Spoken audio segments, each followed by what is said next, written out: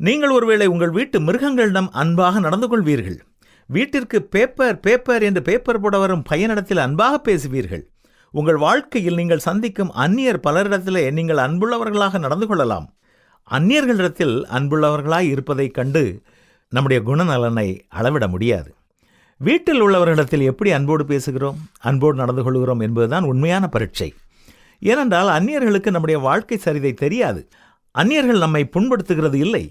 அந்நியர்களுக்கு நம்முடைய வாழ்க்கையில் நாம் செய்யாமல் விட்ட பல காரியங்கள் தெரியாது. நம்முடைய வாழ்க்கை துணைக்குத்தான் அது தெரியும். நம்முடைய பிள்ளைகளுக்குத்தான் அது தெரியும். நம்முடைய குடும்பத்தில் உள்ளவர்களுக்குத்தான் அது தெரியும். இப்படித்தான் நம்மில் அநேகர் ஏமாற்றுகிறோம். அந்நியரிடத்தில் நாம் கிருபையாய் நடந்து கொண்டால் அது உண்மையான அன்பு அல்ல. அதை பிம்ப மேலாண்மை அல்லது படம் காட்டுதல் என்றுதான் சொல்லலாம். பலசரக்கு கடையிலே ஜாமான் வாங்கி பணம் கொடுக்கும் பொழுது நாம் இன்முகம் காட்டுவதில் உண்மையில் நாம் யார் என்பது தெரியாது. நம்முடைய வாழ்க்கை துணையோடு என்ன தொனியிலே நாம் பேசுகிறோம் என்பதில் உண்மையிலேயே நாம் யார் என்பது தெரியும். நம்முடைய பிள்ளைகள் தவறு செய்யும் பொழுது எப்படி நம்முடைய கோபத்தை நாம் கட்டுப்பாட்டில் வைத்திருக்கிறோம் என்பது உண்மையில் நாம் யார் என்பதை காட்டும். நான் என்ற ஈகோ நம்மை மேற்கொள்ள முயற்சி செய்யும் பொழுது நாம் எப்படி மென்மையாய் இருக்கிறோம் என்பதே முக்கியமானது. ஒரே ஒரு காரியத்தினாலே எந்த ஒரு குடும்பமும் உடைந்து போவதில்லை. அனுதினமும் நாம் செய்ய வேண்டியவைகளை செய்ய தவறும் பொழுதும், கவனக்குறைவாக ஒருவரை ஒருவர் மதிக்க தவறும் பொழுதும் அது மெதுவாக கொஞ்சம் கொஞ்சமாக அரித்து கொண்டிருக்கிறது.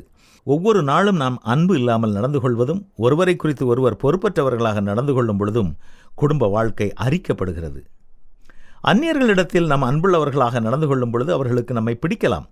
உங்கள் வாழ்க்கை துணையிடம் அன்புள்ளவர்களாக நடந்து கொள்ளும் பொழுது நீங்கள் நம்பிக்கைக்கு பாத்திரமாக மாறுகிறீர்கள். அந்நியரிடத்தில் நீங்கள் அன்பு காட்டும் பொழுது படம் காட்டுகிறீர்கள். குடும்பத்தில் அன்பு வெளிப்படும் பொழுது குணநலன் உள்ள ஒருவராக காட்சியளிக்கிறீர்கள்.